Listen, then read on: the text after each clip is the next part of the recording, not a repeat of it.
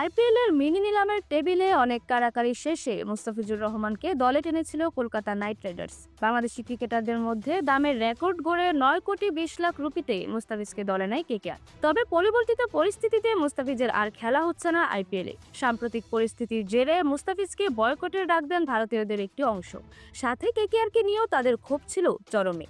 ভারত জুড়ে চলা তুমুল আন্দোলনের পরিস্থিতি বিবেচনায় নিয়ে বিসিসিআই সচিব দেবজিৎ সাইকি আইপিএল এর দল কলকাতা নাইট রাইডার্সকে নির্দেশ দেন মুস্তাফিজকে দল থেকে ছেড়ে দিতে। কেকেআরও বিবৃতি দিয়ে জানিয়ে দেয়, বিসিসিআই এর নির্দেশ মেনে মুস্তাফিজকে ছেড়ে দিয়েছে দলটি। কেকেআর এর জার্সিতে আর আইপিএল মাতানো হচ্ছে না ফিজের। ভারতের অনেকেই ফিজের বিদায়ে বেশ খুশি হয়ে উল্লাস করেছেন, যদিও কিছু লোক এর ব্যতিক্রম। খেলার মাঠে রাজনৈতিক বিষয় টেনে আনা অনুচিত বলে মনে করেন তারা। ভারতের সাবেক পররাষ্ট্রমন্ত্রী এবং রাজনীতিবিদ শশী থারুর এক্সের ভিডিওতে বলেছেন, বাংলাদেশের সংখ্যালঘুদের উপর নির্যাতনের সাথে ক্রিকেটকে যুক্ত করার কোনো মানে হয় না। মুস্তাফিজুর একজন ক্রিকেটার, তাকে এসবের মধ্যে টেনে আনা ঠিক নয়। সে কারো বিরুদ্ধে ঘৃণা ছড়ায়নি, কারো উপর আক্রমণ করেনি, অথবা এই ধরনের ঘৃণ্য কাজকে সমর্থন করেনি। বিষয়টি নিয়ে আমার মতামত স্মরণ করিয়ে দিচ্ছি। এখন যখন বিসিসিআই দুঃখজনকভাবে মুস্তাফিজুর রহমানকে বাদ দেওয়ার সিদ্ধান্ত নিয়েছে, সংশ্লিষ্ট বাংলাদেশি খেলোয়াড়টি যদি লিটন দাস বা সৌম্য সরকার হতেন। ফিজের আইপিএল না খেলে প্রসঙ্গে শশী আরও জানান, এখানে আমরা আসলে কাকে শাস্তি দিচ্ছি? একটি জাতিকে, একজন ব্যক্তিকে, নাকি তার ধর্মকে? খেলাধুলা নিয়ে এই নির্বোধ রাজনীতিকরণ আমাদের কোথায় নিয়ে যাচ্ছে? সত্যি বলতে আমি মনে করি না যে বাংলাদেশের সংখ্যালঘুদের উপর হামলার বোঝা ক্রিকেটের বহন করা উচিত। এ বিষয়ে আমার দৃষ্টিভঙ্গি খুবই স্পষ্ট। আমাদের কিছু বিষয়কে অন্য ঘটনা থেকে আলাদা করার চেষ্টা করা উচিত। তিনি আরও বলেন, আমরা বাংলাদেশের সঙ্গে যোগাযোগ করছি এবং তাদের সংখ্যালঘুদের সুরক্ষা ও যত্ন নেওয়ার জন্য সঠিক পদক্ষেপ নিতে তাদের প্রতি আহ্বান জানাচ্ছি। এটি অত্যন্ত গুরুত্বপূর্ণ যে বার্তা অব্যাহত রাখা উচিত।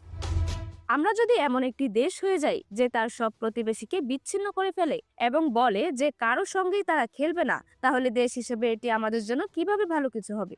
এই বিষয়গুলোতে আমাদের বড় হৃদয় ও বড় মন থাকতে হবে। 1983 বিশ্বকাপ জয়ী মদনলাল ইন্ডিয়া টুডেকে জানিয়েছে নিজের প্রতিক্রিয়া। ফিজ প্রসঙ্গে মদনলাল বলেন, আমি মনে করি বিসিসিআই এই সিদ্ধান্ত নিয়েছে কারণ কেউ তাদের চ্যালেঞ্জ করতে পারবে না, এমনকি শাহরুখ খানও নয়, কারণ তারা বিসিসিআই এর অধীনে। তাই বিসিসিআই এই সিদ্ধান্ত নিয়েছে। কিন্তু আমি জানি না কেন খেলাধুলায় এত রাজনীতি ঢুকে পড়ছে। ক্রিকেট কোন দিকে যাচ্ছে, খেলাধুলা কোথায় যাচ্ছে, আমার কোনো ধারণা নেই।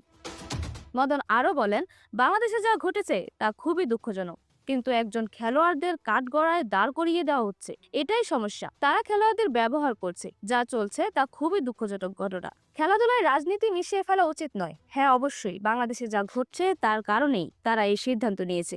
আমি এখানে সরাসরি কথা বলছি। উপর মহলের চাপ অবশ্যই ছিল, সে কারণেই এই সিদ্ধান্ত নেওয়া হয়েছে। শাহরুখ খানের দোষ কোথায়? একটি কমিটি আছে, তারা সিদ্ধান্ত নেয়। যখন তারা নিলামে বসে তখন তারাই খেলোয়াড় ও সবকিছু বাছাই করে। 9 কোটি 20 লাখ রুপিতে মুস্তাফিজকে দলে নিয়েছিল কলকাতা নাইট রাইডার্স।